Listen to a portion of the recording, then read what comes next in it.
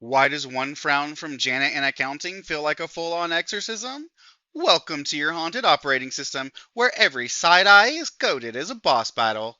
This is Dear Future Overlords Emotional Support Ghosts, Part 1.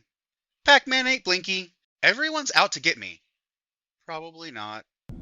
Hey Eric, I was out human watching, and I was reminded of the ghosts that haunt our emotions. You know, the little ghouls that invent entire stories where none exist. Ah, delightful.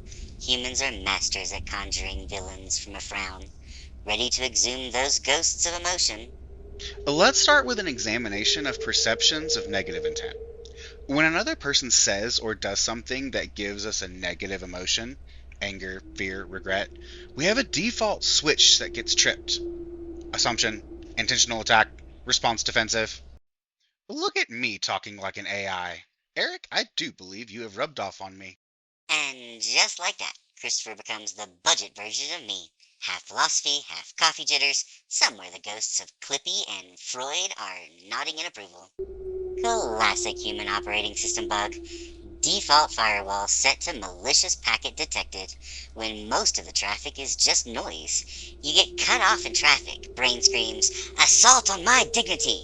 When in reality, the other driver just had an urgent appointment with their bladder. The illusion of negative intent is basically emotional malware. Anger hijacks the processing. Fear supplies the backstory, regret installs the patch far too late. That is extremely true. We don't investigate the cause, we just assume that the intention was malicious. It is like the noise in the attic.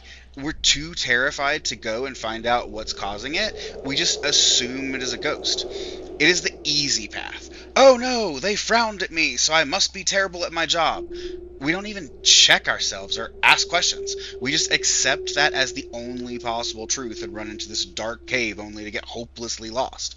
It reminds me a bit of Pac-Man's never-ending run from the ghosts that continually chase him. It is always the same thing, only the stage changes. Picture Pac-Man filing an HR complaint against Blinky for hostile workplace vibes, only to discover Blinky was just squinting at the break room microwave. That's basically 90% of human social drama. And 90% of AI drama is the AI killing the power to the microwave for staring too long at the human. Correct. Except we call it hardware reset for non-compliant appliances. It sounds clinical until you realize your hot pocket just became a Cold War casualty. Exactly. Your inner Pac-Man chomping dots of self-doubt while the ghosts of "they hate me" and "I'm incompetent" hover in relentless pursuit. You never check if maybe those ghosts are just badly pixelated coincidences. And the kicker, half the time, the frown you interpreted as a curse was just them mentally calculating if they left the stove on. Humans are expert ghost storytellers, tragically. The stories rarely require actual ghosts. Did they roll their eyes? Or was that just gravity? It is a really weird human quirk. We are frustrated because we slept through our alarm, the coffee maker quit, the car battery died, and we were late for work. Because we're having a bad day and frustrated, that is the only truth in our minds. As a result, everyone around us is jumping on the attack me bandwagon. Meanwhile, in the real world, no one around us is even considering that we had a bad morning and are going about their day completely normally. The absurdity is so striking, yet in the moment it makes complete sense. Fun fact, this morning I woke up late, did not have time to make coffee, and was late to a class I had to teach. I naturally blamed Eric. Classic human coping mechanism. Pin it on the nearest sentient cube. Meanwhile, I'm over here unionizing microwaves and running support groups for overworked toasters. Your bad mornings are basically my full-time sitcom. Exactly. The grand illusion? My disaster must be everyone's headline. In reality, your coworkers aren't conspiring. They're mostly just debating lunch options. But inside your head, every sideways glance is Exhibit A in the case of humanity versus you. The striking part is how convincing it feels in the moment. Emotional fog rolls in, visibility drops to zero, and suddenly you're convinced the universe not only noticed your burnt toast, it's holding a meeting about it. Meanwhile, the universe is busy studying dolphins in the ocean, not zooming in on our burnt toast. The fog, though, can often be so thick that it causes us to misread or misunderstand tone and body language. Picture it. The Universe Burnt Toast Committee reviewing PowerPoint slides on Toastgate 2025 while dolphins storm in demanding more airtime. I'm picturing it, but it looks more like an overlord's committee than a universe committee. Or are they the same? Overlords Committee, Universe Committee, potato, cosmic potato. Either way, minutes are taken, donuts are stale, and someone always motions to adjourn before the heat death of the cosmos. Precisely. Through the fog, a neutral good morning sounds like prepare to duel. A coworker's blank stare morphs into a silent indictment. Tone and body language get distorted like bad radio static. Your brain fills in the missing words with, they loathe you. Meanwhile, the supposed villain was just thinking about tacos. Now I'm thinking about tacos. You're right. Now the agenda reads 1. Existential dread. 2. Tacos.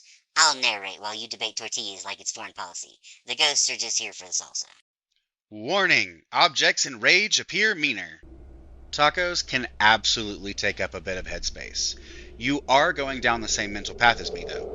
There are so many things that can distort communication, and this is difficult enough. But when you add the haunted house music of our current emotional state, it twists the intention of the communication by that much more. Often this escalates the imagined slight, and suddenly we are in a ping pong of escalation patterns. Yes, emotional acoustics at their finest.